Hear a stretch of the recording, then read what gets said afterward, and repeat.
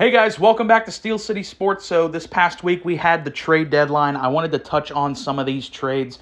Not the most eventful day for the trade deadline. I feel like all the big trades happened prior to the actual deadline, like the Devontae Adams, Amari Cooper, DeAndre Hopkins. We already made videos on that, but there were a couple trades on the actual day of the deadline that I did want to touch on. Starting off with my Steelers actually being buyers this deadline, making a couple moves. Starting off with wide receiver Mike Williams from the Jets. We gave up a fifth-round pick to bring in Mike Williams. When you take a look at the past couple years of Mike Williams' career, obviously this year I think he was struggling with the Jets, and I think it was clear Aaron Rodgers just didn't like him after he went out there and basically publicly threw him under the bus after that Bills game. I don't understand how Aaron Rodgers could say that whenever he clearly underthrew that ball against the Buffalo Bills, which led to the game-losing interception. But that's who Aaron Rodgers is as a leader. He's more so the guy to throw his teammate under the bus instead of taking the blame for underthrowing a ball. It was clear as day. You can go watch the film. That throw was Aaron Rodgers' fault. He underthrew it. But Mike Williams' stats with the Jets, he had 12 receptions, only 12 receptions as a New York Jet for 166 yards. Obviously, no touchdowns there. But we take a look back at, a couple years prior when he was with the Chargers. Last year, he did get off to a great start, but it did not last long because he got hurt in the third game of last year, which seems to be a common trend with Mike Williams' career in the NFL. A really talented guy when he's on the field, but time after time just struggles with injuries. And then 2022, I guess you would say, was his last really relatively healthy season, where he still missed time, but he did play 13 games. He had 63 receptions, 895 receiving yards, and 4 touchdowns. So we're hoping to get some of that, try to get some of that out of Mike Williams. He is 30 right now. He has a lot of injuries on his body. But I think this move signifies that the Steelers are really, really looking to solidify that number 2 option at the wide receiver position, especially now with a much more pass-oriented offense. Now that we have made the switch to Russell Wilson, we're looking for that number 2 guy because it's clear the number 1 receiver on this team is George Pickens. There's no doubts about that. There's no questions about that. But ever since we moved on from Deontay Johnson, we're really trying to find out who is going to fill that void of our number 2 reliable guy. Is it Calvin Austin? Is it Van Jefferson? We drafted Roman Wilson from Michigan in the 3rd round. I don't know what the fuck's going on with him. Why doesn't he play? I don't know. But I do think this is a slight overpay at the end of the day because when you look around the league at what the other receivers went for, I'm pretty sure Amari Cooper went for a 4th or 5th round pick. Although you could say the Browns probably wouldn't have traded him to the Steelers because it's an in-division team. But even DeAndre Hopkins went for a 5th round pick. So when you look at the fact that Mike Williams and DeAndre Hopkins were both traded for 5th round picks,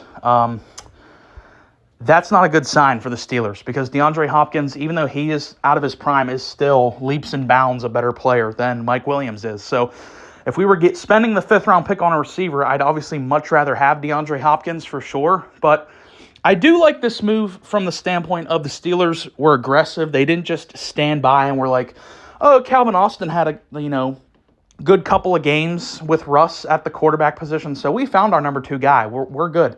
They didn't do that. They went out there and spent a 5th round pick on a guy who, when healthy, can be very productive. And at the end of the day, what are the odds of a 5th round pick really hitting? So I like them taking a gamble here. I just think they might have slightly overpaid for an older veteran with a lot of injuries. And sticking with my Steelers, we made another move on the defensive side of the ball, going out there and getting Preston Smith from the Green Bay Packers for a 7th round pick. I actually like this move more than the Mike Williams one. Not that we needed another defensive lineman, but it definitely adds depth. And when you look at Preston Smith, he's been an extremely consistent, productive player with the Packers. Looking back at his past couple of years, in 2021, he had 9 sacks. 2022, he had 8.5 sacks. Last year, he had 8 sacks. This year, he has 2.5, so you could definitely say he is starting to drop off. He is 31 years old. He is in his 10th year in the NFL. However, this is by far and away the most talent he's ever played with on a defensive line. He was basically the lead pass rusher, if not like the second lead pass rusher on Green Bay. You know, they don't have a very dominant pass rush, but now you put him with the best pass rushing unit in the National Football League to go alongside TJ Watt, the best defensive player in football, to go alongside Cam Hayward, an absolute wrecking ball in the interior, and guys like Keanu Benton and Larry Ogunjobi, very underrated, productive players. Preston Smith is just going to add to wreaking havoc with this Steelers defensive line. And I like the fact the Steelers are adding depth and bolstering this unbelievable, unrelenting pass rush. So the fact they only gave up a seventh I get it, he's an aging player, he's 31. The stats reflect that he is sort of exiting his prime pretty rapidly here. But like I said, he's not going to have a whole lot of attention on him with opposing O-lines. He's never going to be double-teamed, so I think this is a really good win-now move for the Steelers. This move I wanted to talk about wasn't necessarily because it's some big needle mover. I wanted to talk about it because of how idiotic of a trade it really was, and that is the Dallas Cowboys going out there and acquiring Jonathan Mingo from the Carolina Panthers for a 4th-round pick. This is completely idiotic, and this really highlights that Jerry Jones is senile. He does not know what the fuck he's doing when it comes to running a football operation. This is literally one of the worst trades I've ever seen on a deadline, because when you look around at positional value, that's the key factor here, because I think a lot of Cowboys defenders would defend this move by saying the kid is only 23 years old, he's in his 2nd year in the NFL, so he has a lot of room to grow. That's why it costed him a 4th-round pick. But we have to talk about positional value. Look at what other receivers around the league went for and compare that to what Jonathan Mingo went for. I get it, he's young, but in terms of contributing to football games, which is, I know the Cowboys are a mess this year, but Jerry Jones says he's trying to win right now. He's not trying to build a team for the future. He said he was all in on this Cowboys team going into the year. So you might think this is a play for the future because the guy is younger. That's not the case. That's not how Jerry Jones thinks. Jerry Jones wants a Super Bowl before he croaks. So this, in Jerry's mind, was a win-now move to go out there and get Jonathan Mingo. We just said this earlier when we talked about Mike Williams. What did these other elite-level receivers go for? Amari Cooper went for a 5th-round pick. DeAndre Hopkins went for a 5th-round pick. Devontae Adams went for a 3rd-round pick, and you gave up a 4th for Jonathan Mingo. Let's take a look at Jonathan Mingo's numbers. Last year as a rookie, he had 43 receptions on 418 yards. This year, he has 12 receptions with 121 yards, and he's yet to catch a touchdown in the National Football League.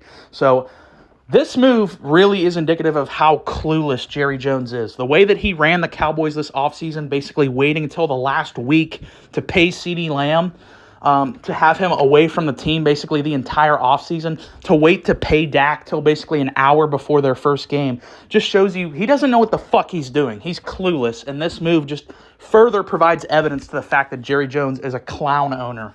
Next trade, I think, is actually very impactful for the Lions, a team that is 100% trying to contend, trying to win the Super Bowl this year. They're my favorite to get out of the NFC this season, so I like them making a bold move like this, especially with the heartbreaking loss of Aiden Hutchinson, who was on pace to be Defensive Player of the Year this year. They try to recoup some of that value. Obviously, you cannot replace a player like Aiden Hutchinson, but Ziggy Smith might provide you like 70% of what Aiden Hutchinson was this year. So them giving up a 5th-round pick for him and a 6th-round pick for him, I get it, because this is a Lions team. I get it. Ziggy Smith is 32 years old. That's really, really old in NFL terms. So giving up any sort of draft capital, some people might look not too fondly on that, but you have to keep in mind, this Lions team is in a full-blown win-now mode. They view this season as their Super Bowl window. They're trying to win a Super Bowl this year, so the picks don't matter. And it's not like they gave up like a 3rd. They gave up a 5th and a 6th. This is a really good move for the Lions. Let's take a look at Ziggy Smith's numbers. 2022, he played with the Vikings, which also is kind of ironic because he's very familiar with this division. He's played with the Packers, the Vikings, and now the Lions. So he's really, really familiar with the NFC North. But getting back to his numbers, 2022 with the Vikings, he had 10 sacks. Last year, 2023, playing with Defensive Player of the Year, Myles Garrett, he had 5.5 sacks. So he did go down, but I think that was more so because Garrett was getting the sacks on that team. And then 2024, this year, he has 5 sacks. So I think that really shows you that he is kind of having like a upswing in production this year, because last year he only finished with 5.5. This year, at the deadline, he already has 5. So now you put him on this Lions team. I think this is a really good move for Detroit. It's a win-now move. I like that they're being aggressive and trying to maximize their chances while their Super Bowl window is open. And the most impactful move of the NFL trade deadline, Marshon Lattimore and a fifth-round pick traded to the Washington Commanders in exchange for a third, fourth, and sixth in 2025. So I love this move for the Commanders. When you look at the Commanders, their offense is one of the most lethal units in the NFL, but their defense has struggled. I think Dan Quinn has done a very good job with their defense in terms of covering up their problems, but from a personnel perspective, it's a very limited defense, and when they've gone up against good teams, their defense has kind of gotten exposed. And I'm not trying to take anything away from Washington, but when you take a look at their schedule, it's not like they've beaten the most impressive teams. And when they played like really good teams like Baltimore, they lost because of their defense. So I like the fact they're going out there and being aggressive, being bold, giving up draft capital for a guy like Marshon Lattimore, who is 100% going to be one of your best contributors on defense, if not already your best defensive player. He's an elite cornerback, a four-time Pro Bowler. He's 28 years old at the peak of his prime right now. This is 100% a home run hit for the Washington Commanders. Who knows what the ceiling for this team really is? We don't know how good this team could be. I think it's not out of the realm of possibility for them to win their division. And so that means if they were to do that, they could potentially host several playoff games in January. So I like the fact that this team realizes, hey, we're actually ahead of schedule. We're really good this year.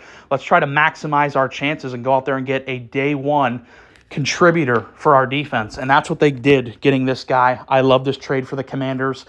And for the Saints, I mean, it's clear that they are a dumpster fire right now. I'm actually surprised they didn't sell more than just Lattimore, but that's kind of been my reaction. I know it wasn't the most eventful of trade deadlines, but I did want to talk about a couple of these moves. So let me know down in the comments what you thought of these trades.